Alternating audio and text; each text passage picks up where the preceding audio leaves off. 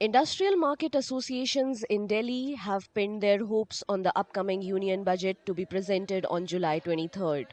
Market associations say that the government should take steps to reduce GST on the rental of shops and also on day-to-day items to help boost sales. GST जो लगा रहे हैं, GST को हम चाह रहे हैं कम कर दे रेंटल पे। एक्चुअली कोई भी मार्केट है साउथ दिल्ली की जहाँ पे रेंटल्स आर वेरी हाई, वहाँ पे 18% जीएसटी देना एक बहुत बड़ा मतलब योगदान, मतलब बहुत मुश्किल हो जाती है टेनेंट्स के लिए देना। सेकेंडली जो जैसे मेरी मार्केट की बात करूंगा शॉर्ट में, यहाँ पे बहुत सारे रेस्टोरेंट्स हैं, बहुत हाई एंड रेस्टोरेंट्स हैं, वो उनको भी बड़ी परेशानी हो रही है क्योंकि जो रेंटल वो 18% दे रहे हैं और उनको सरकार की तरफ से 5% इनपुट मिलता ही नहीं है।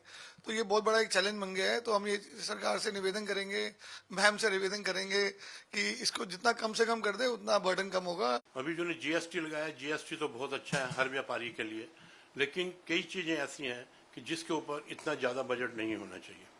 जो गरीब आदमी है उसके ऊपर अगर एक नॉर्मल आइटम कोई होती है, जैसे एग्जांपल में तौर के एल्युमिनियम के आप बर्तन ले लेते हैं, तो उसके ऊपर 12% जीएसटी है, जिसके अंदर सिर्फ गरीब आदमी की रिक्वायरमेंट है, उसको इनके ऊपर सिर्फ 5 से या 3% जीएसटी रखना चाहिए, इससे ज्यादा नहीं रखना चाहिए। जैसे मार्केट के अंदर दुकानें रेंट पे चढ़ती हैं, आप लाइक 15 का एग्जाम्पल लेते हैं तो काफी महंगा रेंट है इस मार्केट के अंदर, तो रेंट वाले को जो जीएसटी देना पड़ता है वो बहुत ज्यादा है, उसको थोड़ा सा इनको रिड्यूस करना चाहिए।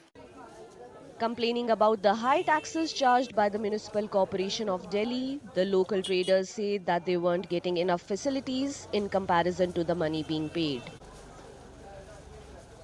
देखिए, मार्केट में हमेशा से यही रहा है कि मार्केट वालों का यही कहना है सब जगह कि जब हम हर चीज़ का टैक्स भरते हैं तो सुविधाएं क्यों नहीं मिलती।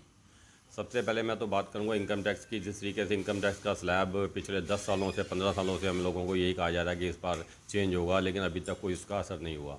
उसके बाद बात करूंगा जीएसटी की, उसके बाद बात करूंगा एमसीडी के टैक्सों की। तो हर प्रकार का टैक्स जब व्यापारी देता है तो उसको उस तरीके की सहूलतें नहीं मिल पाती। तो हम लोगों का एक पर्सनल तौर पे भी और व्यापारिक तौर पे भी और मार्केट की तरफ से भी यही कहना है कि जिस तरीके से हम लोगों से टैक्स लिए जाते हैं उसकी सुविधाएं भी दी जाएं। सरकार से अपेक्षा तो बहुत रखते हैं, पर गांधीनगर से कन्वर्जन चार्ज लिया जाता है, कमर्शियल हाउस टैक्स लिया जाता है, कमर्शियल बिजली का बिल लिया जाता है। एमसीडी से लिया जाए तो एमसीडी वाला मार्केट का आप दौरा करेंगे ना तो आपको हर जगह कूड़ा ही कूड़ा नज़र आएगा।